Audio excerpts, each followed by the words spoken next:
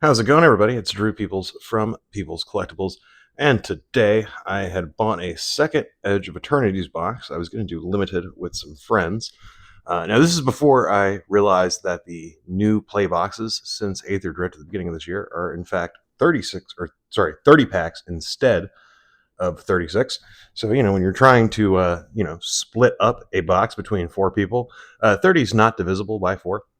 I had thought of doing something like we each get like 7 packs, and then whoever wins the pod gets a pack, and then a random person gets the other one, something like that. But I ended up just deciding, you know what, fuck it, I just split it with a buddy instead. So these are my 15 packs from that box. He has already cracked his and told me what he got. He got an Ice Till, the Blue Planet Mythic, and I think at least one Shockland. And those are just some of the big hits that he told me about. I don't know what else he got. He could have gotten some other decent, spicy stuff, but those are at least the main things that jumped out to him. So hopefully that means there's quite a few more Mythics in here. I took the 10 on the right and the top 5 in the middle stack. That stuff's all randomized. I know sometimes with people, they'll be, they want to take like, oh, I want to make sure that I get, like 3 packs from this side and one in the bottom, one in the middle, one, that kind of thing. But all right, starting off strong with a breeding pool. Not one of the crazy art ones or anything, but I mean, really any Shockland. I'm happy to see that. All right, Arch Enemy's Charm. So we got a double rare pack here. Let's see, what does this charm do? So for 3 black, we have an instant. You got to choose one. Exile target creature, planeswalker. Return 1 or 2 target creatures and or planeswalker cards from your graveyard to your hand, and put 2/1/1 counters on target creature you control. It gains lifelink until end of turn. I mean, it seems pretty decent to me.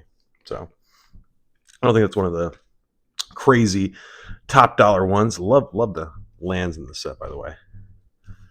Very similar to the unsets.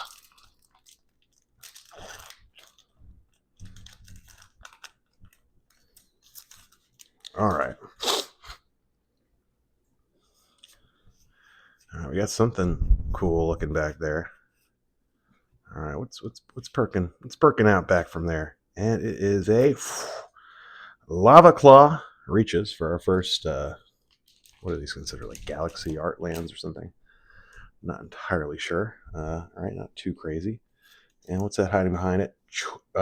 Chorl of the Void. Enchant a creature you control whenever it attacks.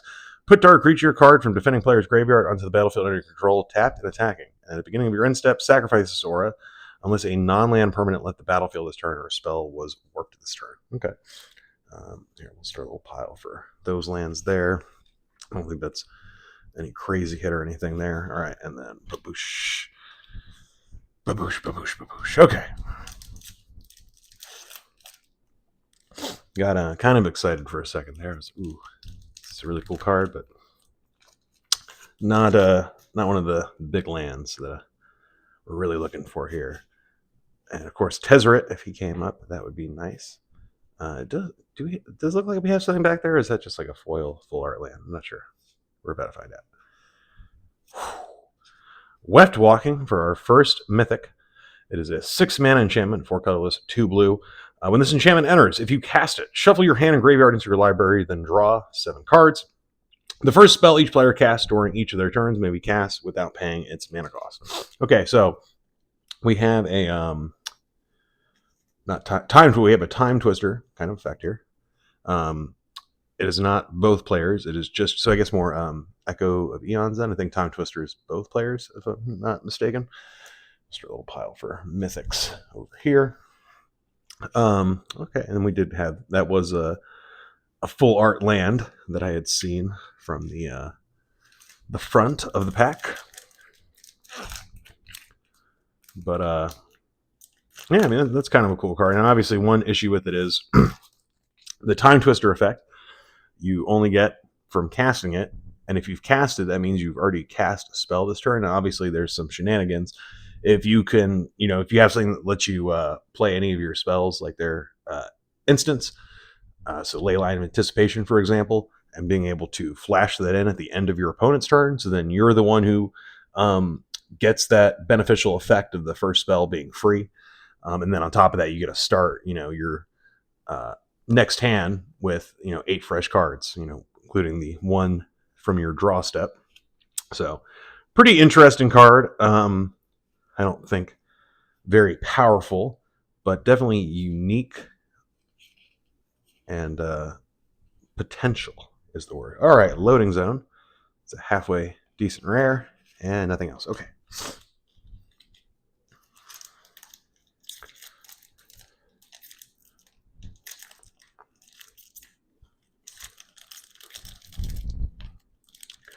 All right, maybe one of these days I'll learn how to crack these Yu-Gi-Oh packs. Ooh, okay. We got something there. It is definitely a Galaxy Land thingy, and it is Mirror Pool. Never even seen this card. So it enters tapped. You can tap it for a colorless, 2 and a colorless. Tap. Sacrifice this land. Copy target instant or sorcery spell you control. You may choose new targets for the copy. 4 and a colorless and tap. Sacrifice this land. Create a token that's a copy of target creature you control. All right, kind of interesting. And we got the White Planet. Sounds wrong. Let's see. So once it has 12 or more charge counters, it has an ability where for 3 and a white, you can tap it, create a token that's a copy of target artifact or enchantment you control, except it's legendary, activate only as a sorcery. Okay. So interesting card there. It does make that permanent into a legendary, which obviously, unless you have something like a mirror box or mirror gallery, the reason obviously for that being it's limiting, so you can't just keep making copies of the same thing turn by turn and just go off on that solely. So I think that put some decent checks and balances on it, but none of the planets I think are necessarily too powerful. The white one seems pretty good, and the blue one too. But it is yet to be seen if any of them are truly like competitively viable or anything. All right, what's our rare mythic? Oh, it's not that one. It's this one. All right, Sunset Saboteur. You go. Yeah. And there's our cards there.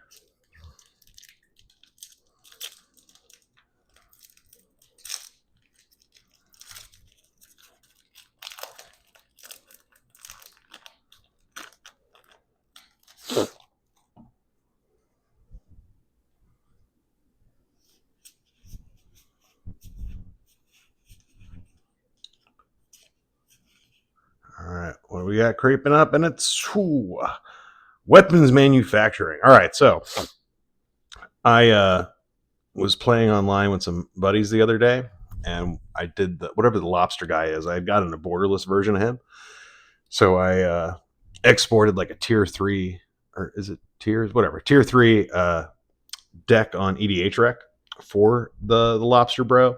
And this card with him is amazing. So it's a 2-mana enchantment. Whenever a non-token artifact you control enters, create a colorless artifact token named Munitions with, when this token leaves the battlefield, it deals 2 damage to any target. So with the lobster dude, his ability is all your artifacts are foods in addition to their other types. And for 1, you can tap them to sack an artifact and deal 3 to each opponent. So yeah, it's super good with him because he makes all your things food. So you can sacrifice these munitions. With him on the battlefield, they all have 2 tap sacrifice, gain 3 life, deal 2 damage to anything. Super good. And then on top of that, he also I just had a brain fart. That ability where you can sacrifice it by tapping him in the 1 to deal 3 to everyone's face, and then you also get an extra 2 that you can put anywhere. So yeah, this card, there's a lot of combo potential like in a deck like that with that card. So I really like that. And I don't believe I didn't pull one of those from my other box. So that was a card I needed.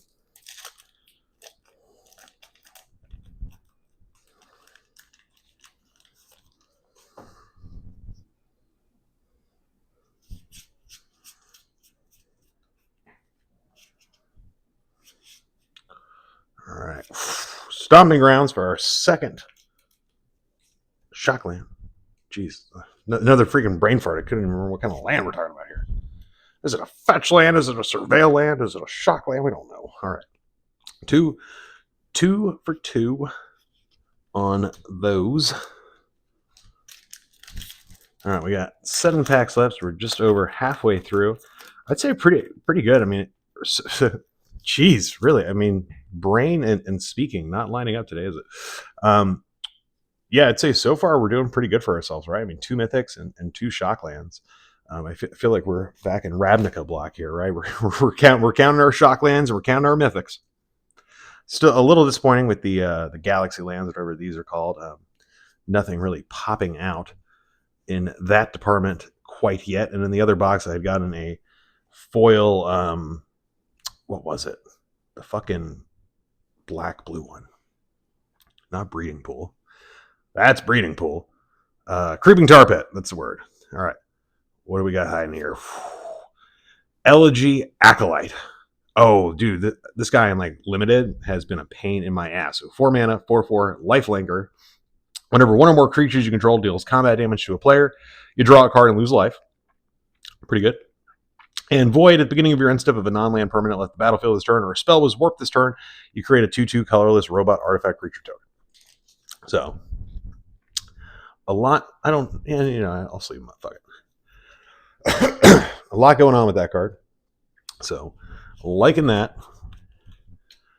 Not one of the crazy rare hits. And like I said, my buddy already got an ice tilt, so unless there's like a version like that or something, there are too many duplicate rares in my box. There's the munitions token that I needed for weapons thing. So we're just gonna put you over yonder.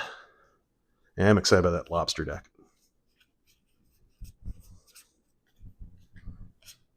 All right.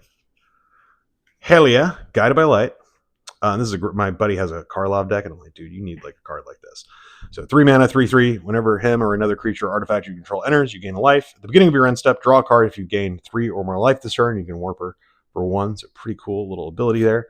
And Rust Harvester for our another crazy borderless whatever Majigger.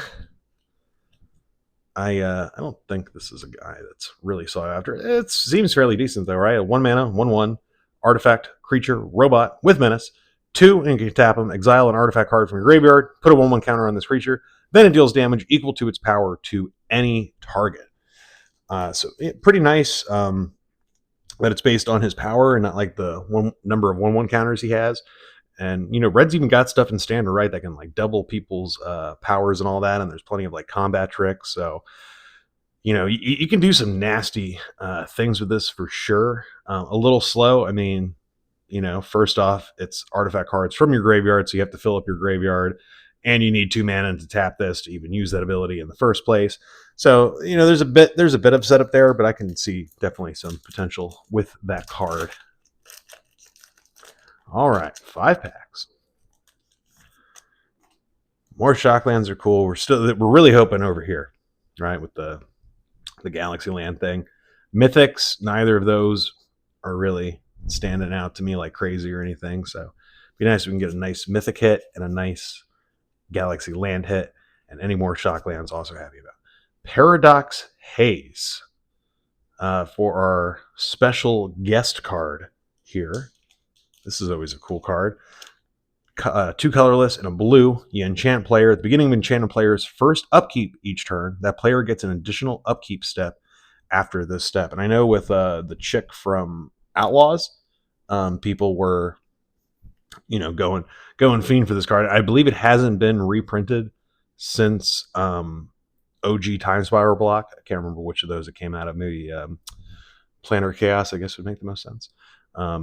Or no, Future Sight would make the most sense because this is like a future. I don't think Enchant Player was really a thing yet.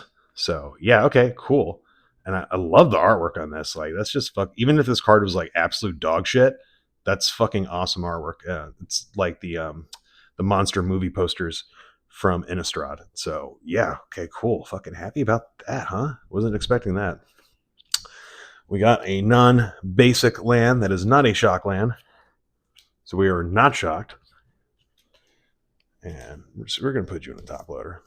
I mean, this could still be worth like nothing, but like that looks really cool.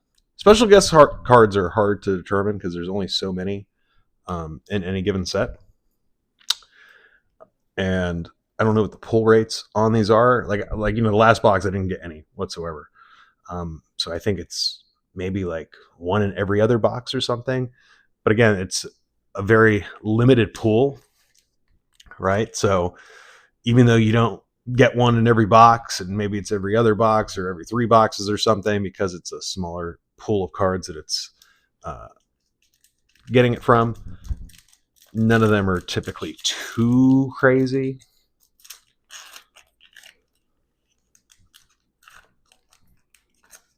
But who knows? Certainly not I.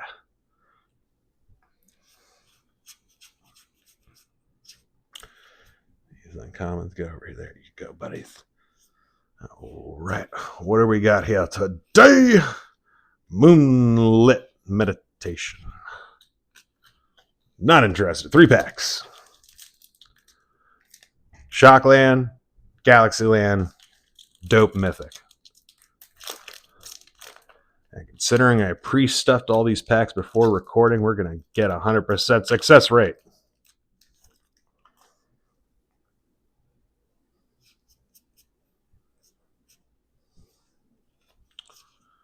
Boop. Boop. Okay. Ooh. And just some legendary creature. Boring. Boring. We still got 2 packs to at least get one of those 3 things, all right? Get them in and ask for more.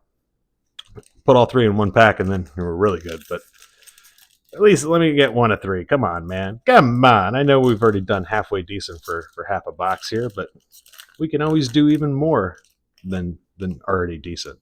Even more decent. The most decent. Okay. And, oh, that's not it. Boosh! Oh, fucking crab, dude. All right, let's make sure I remembered his abilities right. So, yeah, 1 in tap, sack of food, deals 3 damage to each opponent. And then that last one at the beginning of each end step. If you gain life this turn, untap or ghost. So, yeah, late game, you can start even cracking some of those foods that you have to gain 3 life. So then he untaps, and you can use that activated ability more than once per each rotation. We got another shock. Okay. Another breeding pool, but a foil. Not a crazy art one, but it's still a freaking Shockland, man. It's still a freaking Shockland. So, and we'll put it in a sleep. Now, the current state of Magic, I don't think a foil breeding pool versus a regular breeding pool of the same artwork really matters much. There might be like a few dollar multiplier or something on a card like this. I mean, it does look cool, and I will say the foiling process, I do feel has gotten better. Like I remember with Commander Legends years back, pulling cards and being like, what the fuck, man? Like there were foils that looked so dark and terrible. Like etched foils, personally, I don't really hate them too much. People feel like they can be too dark, too metallic, but I kind of like that feel. But when it's like undecipherable kind of darkness and it's just been done poorly and you can barely see the fucking artwork and shit, that's when I'm like, come on, man. You made a primo card less primo than a regular, But yeah, all right. Happy about we got the shock. We got one of the 3, so I can't say anything else. That is literally all I asked for. I said, can we at least get one of those 3? And then I saw Crab Boy, and I was like, fuck. Hopefully, at least the last pack is something. But we got our foil rare, and it was a Shockland for the box, so I'm happy about that. Okay, can we get one more thing? We'll find out right here. Oh my god, it's the fucking Riddler. That's right. That's one of those Chase Mythics. Fuck yeah. All right, 2 for 3, folks. 2 for fucking 3. 2 for fucking 3. All right, we're cool. Cool beans. If you haven't seen this guy yet, he's a 5 mana, 4/6. When this creature enters, draw a card. As long as you have 1 or fewer cards in hand, if you would draw 1 or more cards, you draw that many cards plus 1 instead. And you can warp them for a colorless and a blue. So this was a card when it was first premiered. People weren't too hype about it. I don't think people were necessarily shit talking it or anything, but no one thought this was really that great of a card. But you can't diminish anything that gives you early game value and then late game value. And card, if you just draw it late game, then it still gives you value, right? So there's quite a bit going on with this card. So no matter what, when he enters, you're going to draw a card, right? Now there's that added clause of if you have one or fewer cards in hand and you're going to draw a card, then you're going to draw an extra card. So if you play this and you have 1 or 0 cards in hand, you draw 2 cards, right? Which for that warp cost, that's pretty good, right? If you've already gone down quite a bit in your hand, and even late game, I mean, you could play this. Like, let's say you have no cards in hand. You know, start your turn, you draw this. You have the mana to just play it outright, but you might play it for 2. So then you draw 2 cards, play one of those, and then next turn, you can then cast him from exile, and presumably you're going to have one or, well, I mean, I guess you would have to maybe play another card or play a land or whatever. But presumably you might then draw another 2 cards. So then you had a card that for 7 mana drew you 4 cards, left a 4/6 body, 4/6 flying body on the field. And then on top of that, it has that additional passive ability that if you have anything else that's going to draw you cards, it's going to draw you any more. It's going to draw you many more. Huh. Anyway, point being, and then of course, like this ability would then stack. I'm trying to think, like, let's say if you have 0 and you draw a card and you have 2 of these guys, I'm pretty sure you would draw 3 because it's checking in the beginning. Yeah, 1 or more cards. Yeah, so if I play a card that says draw a card, then because I already have 1 or fewer cards, I would then get the +1 from both of them. That makes sense to me, right? It makes sense. All right. Well, fuck yeah, man. All right, cool. I would say pretty successful. Really, the only thing, the Galaxy lands, I haven't really hit much of anything on that front. But the special guest card was cool. 3 shock lands are cool. 3 mythics are cool.